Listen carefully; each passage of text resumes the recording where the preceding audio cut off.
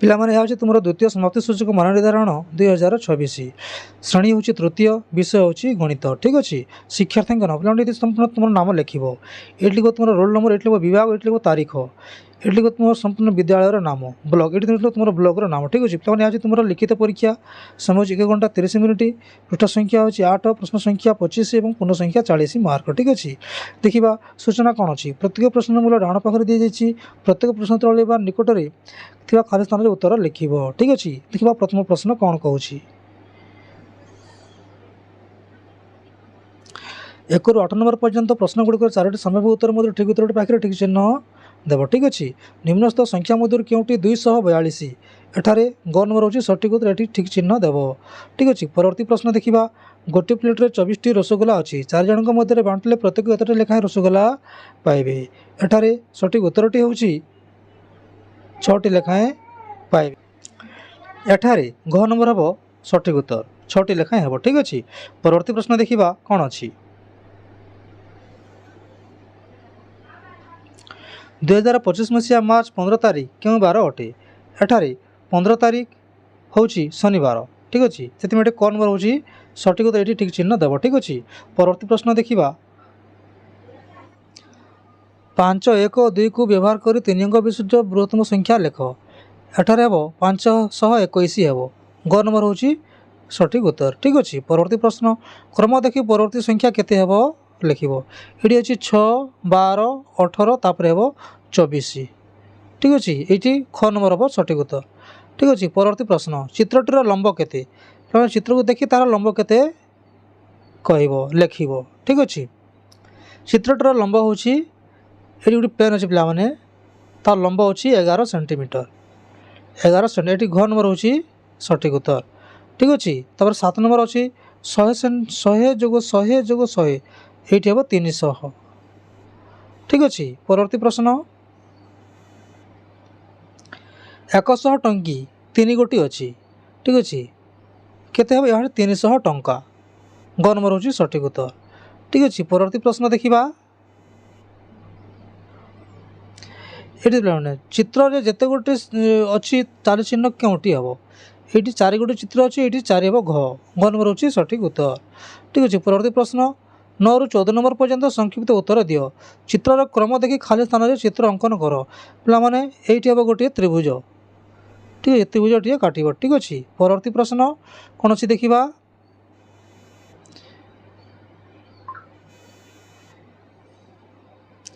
ଆଜି 11/2/2020 ମଙ୍ଗଳବାର। ପରବର୍ତ୍ତୀ ମଙ୍ଗଳବାର କେତେ ତାରିଖ ପଡ଼ିବ? 18 ତାରିଖ ପଡ଼ିବ। ଠିକ୍ ଅଛି। 18/2/2020 ପଡ଼ିବ। ଠିକ୍ ଅଛି। ପରବର୍ତ୍ତୀ ପ୍ରଶ୍ନ। 5275 ସଂଖ୍ୟାଟିକୁ ଅକ୍ଷରରେ ଲେଖିବ। ଏଠି ଲେଖିବ 5275। ଠିକ୍ ଅଛି। ପରବର୍ତ୍ତୀ ପ୍ରଶ୍ନ। 212 ଯୋଗ 0 କେତେ ହେବ? 212। ଠିକ୍ ଅଛି। ପରବର୍ତ୍ତୀ ପ୍ରଶ୍ନ।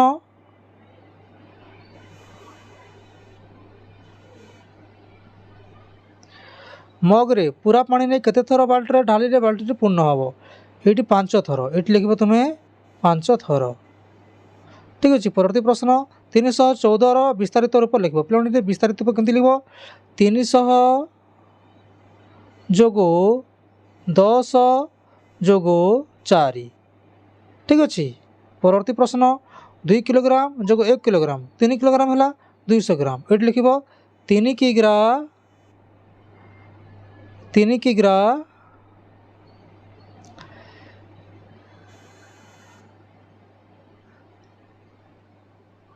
କିଗ୍ରା 200 ଗ୍ରାମ। ଠିକ୍ ଅଛି। 3 କିଗ୍ରା 200 ଗ୍ରାମ ଲେଖିବ। ପରବର୍ତ୍ତୀ ପ୍ରଶ୍ନ ଦେଖିବା। 4, 5, 2କୁ ବ୍ୟବହାର କରି 400ରୁ ବଡ଼ ଓ 500ରୁ ସାନ ସଂଖ୍ୟାଟିଏ ଲେଖିବ। 400ରୁ ବଡ଼ ଲେଖିବ 425, ଏ ହେଲା ବଡ଼ ସଂଖ୍ୟା।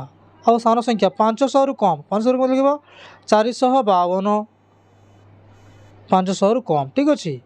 ପରବର୍ତ୍ତୀ ପ୍ରଶ୍ନ ଅଛି। ରାମର ଉଚ୍ଚତା 140 ସେଣ୍ଟିମିଟର ଏବଂ ଗଣେଶର ଉଚ୍ଚତା 115 ସେଣ୍ଟିମିଟର। ରାମଠାରୁ ଗଣେଶର ଉଚ୍ଚତା କେତେ କମ୍? 25 କମ୍। ତୁମେ ଲେଖିବ 25 सेमी 25 सेमी कम। परवर्ती प्रश्न देखिबा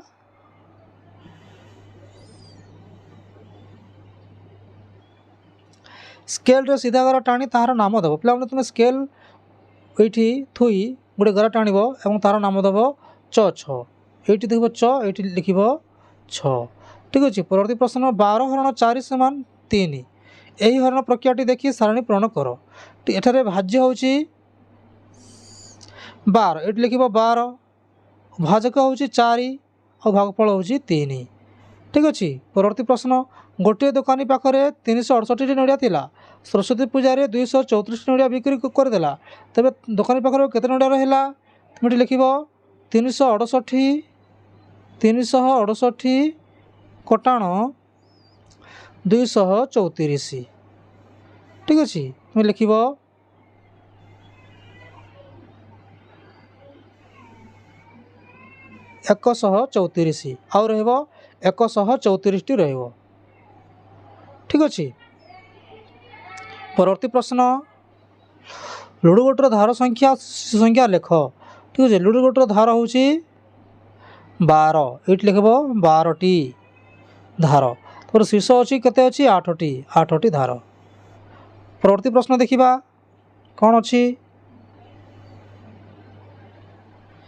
मिली को बापा 60 टंका और माँ 40 टंका देते से 60 टंका पेनसिल किणला और 15 टंका कलम किणला ता पाखर केते टंका रहा। ठीक अच्छे। तुम ये लिख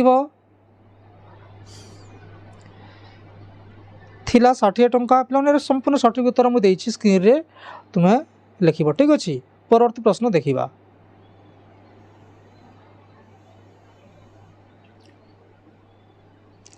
समस्त चित्रगणी खाली घरे टाली चिन्ह दियो और संख्या लेख।